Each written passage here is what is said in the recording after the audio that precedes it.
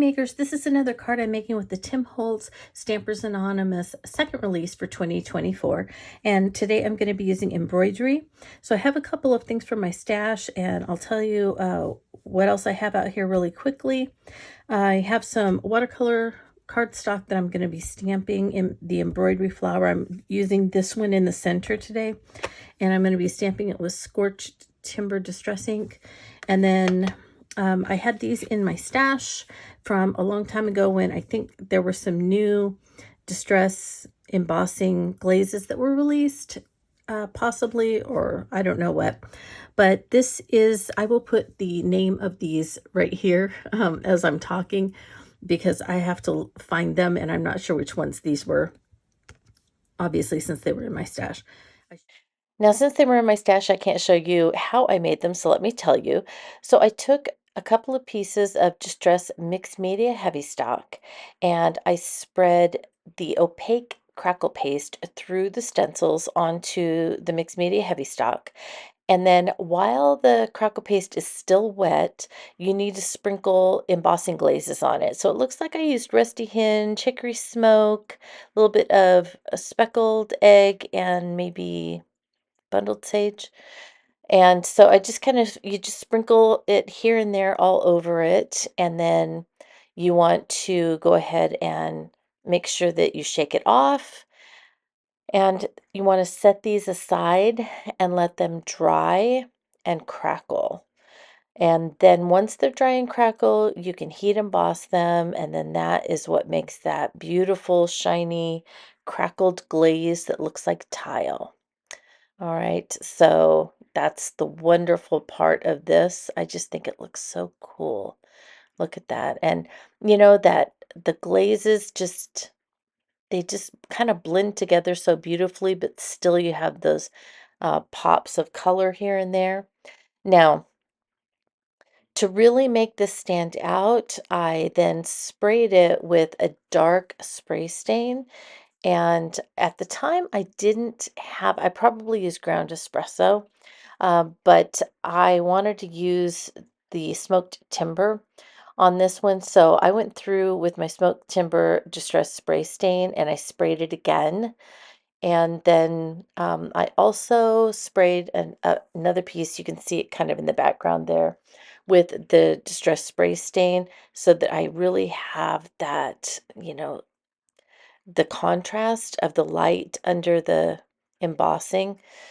And I'm going to be using this piece to back my stamp on the card front. So I wanted it to match. And so I'm really excited to get this going. I'm going to use this piece on the inside of the card and this piece on the front of the card. And then I'll have the stamping in the middle and it'll open like that.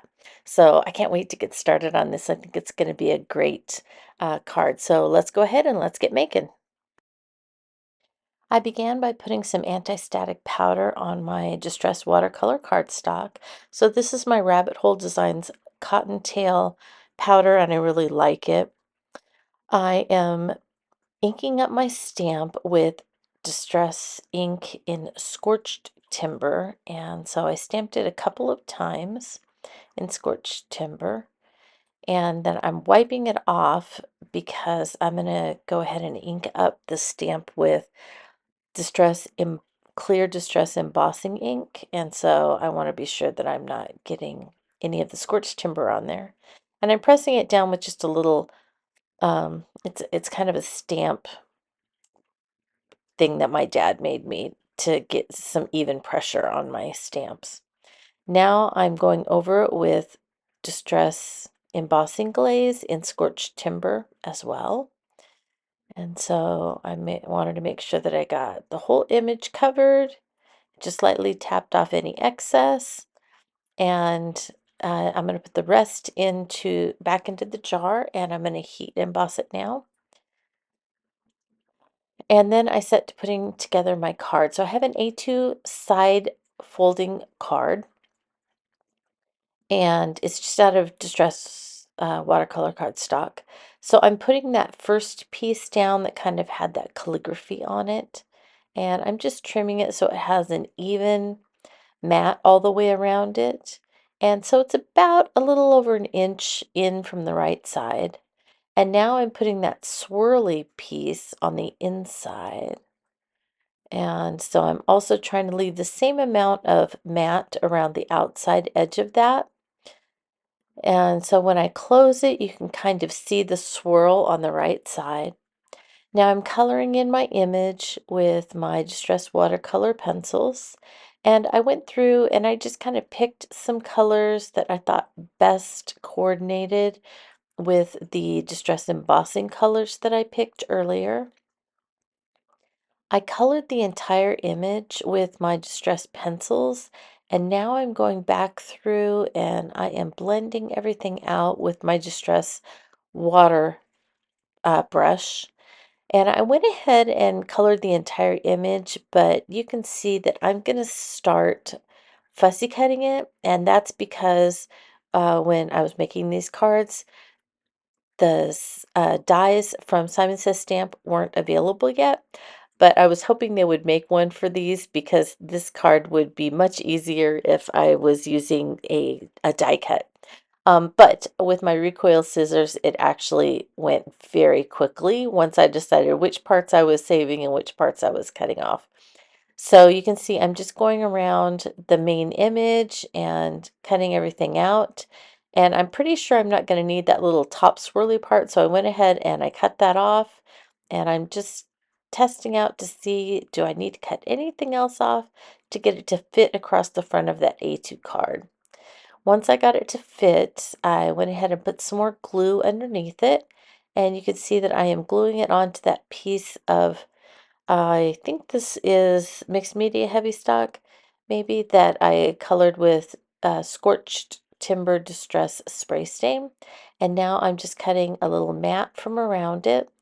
And uh, I'm going to go ahead and put this on the front of the card. And the reason that it's this, same color as the background is because I kind of wanted it to look like it was part of that front panel. So I didn't want it just to be the white color. I wanted it to kind of blend in on the one side with the background. So I've put glue only on half of it. I didn't put it on the half that was hanging over on the right. And I'm kind of looking at it and I decided I think I need a sentiment from Floristry. So I picked the Miss You from Floristry and stamped it and embossed it in the Scorched Timber as well. Here's the final card, and I am so glad that I got a chance to use these two backgrounds that I made several years ago and pair them with this new embroidery stamp. I love it. I think it's a great, it almost feels end of summer type card and with the colors and things like that. So I think it just fits perfectly with this time of year. Well, if you have any questions about anything that I did or that I covered in this tutorial, please go ahead and comment below or on my blog at playswellwithpaper.blogspot.com. I'll be happy to try and answer them to the best of my ability. And I want to wish you a very creative day.